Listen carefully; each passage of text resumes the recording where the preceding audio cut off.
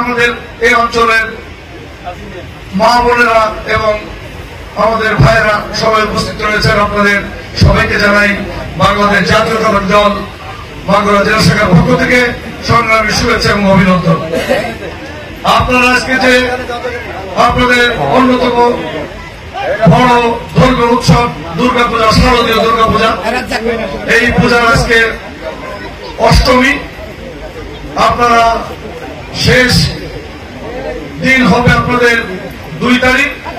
সুতরাং আপনাদের হাতে অনেক সময় কম, কিন্তু এর মধ্যে আপনাদের যে আনন্দ এবং অত্যন্ত উৎসবমুখর পরিবেশ তৈরি হয়েছে, সেজন্য আমি আপনাদেরকে সাধুবাদ জানাই, ধন্যবাদ দেই। আমি এই পূজা কমিটির পক্ষে আমাদের স্থানীয় বিএনপি নেতৃবৃন্দকে আমরা আগে থেকেই তাদের নির্দেশনা দিয়ে রেখেছিলাম, কারণ এই নির্দেশনা এসেছে শুধু লন্ডন থেকে। আমাদের ভারপ্রাপ্ত চেয়ারম্যান তারেক রহমান 2 মাস আগে থেকেই আমাদেরকে জুম মিটিং এবং বিভিন্ন মিটিং এর মাধ্যমে আমাদের সাথে এই নির্দেশনা দিয়েছেন। তারপরে খুলনা বিভাগের যে সাংগঠনিক টিম, আমাদের অনিন্দ্র ইসলাম অমিত সাংগঠনিক সম্পাদক এবং সহ সাংগঠনিক বাবু জয়ন্ত কুমার কুন্ডু, তারা 2 জন আজকেও আমাকে ফোন করে খোঁজ দিয়েছেন মাগুরার পূজা কোনো অসুবিধা আছে। তো আমরা বুঝতে পেরেছি আপনারা ভালো আছেন, এবং আপনাদেরকে আমি শুধু আমাদের নেতার একটা আহ্বান জানাই। আমাদের ভারপ্রাপ্ত চেয়ারম্যান তারেক রহমানের একটি ইচ্ছা, আগামী নতুন রাষ্ট্র যে বিনির্মাণ হতে যাচ্ছে, এই রাষ্ট্র বিনির্মাণে বাংলাদেশের সকল হিন্দু সম্প্রদায় আমাদের পাশে থাকবে, অর্থাৎ তারা ধানের শীষে ভোট দেবে।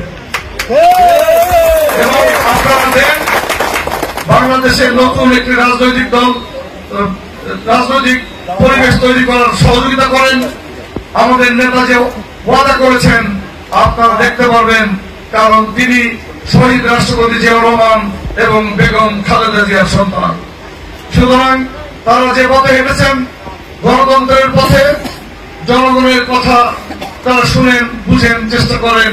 তাই আমি আপনাদের আবার আহ্বান জানাবো, আপনাদের আগামীবার অন্তত আর যাই হোক ধানের শীষে ভোটটা আমরা পাবো, কারণ এমনিতেই নৌকুমারকে প্রতিদ্বন্দ্বিতা করতে পারবে এরকম কোন সম্ভাবনা নাই। আর আপনাদেরকে সবসময় নৌকুমার্কার লোক হিসাবে তারা দেখবে, এটাও আমরা চাই না। আমরা চাই আপনারা প্রমাণ করেন যে না, আপনারা সত্যিকার যোগ্য লোককে ভোট দিয়েছেন, এবং আগামী দিনের নতুন বাংলাদেশ গড়ার জন্য আপনারা তাদের পাশে থাকবেন। সবাইকে শুভেচ্ছা এবং অভিনন্দন জানাই আরো একবার, এবং আপনাদের সকলের সুখ সমৃদ্ধি এবং উন্নতি কামনা করে আগামী দিনে আমরা আপনাদের পাশে থাকার দৃঢ় অঙ্গীকার ব্যক্ত করে আমার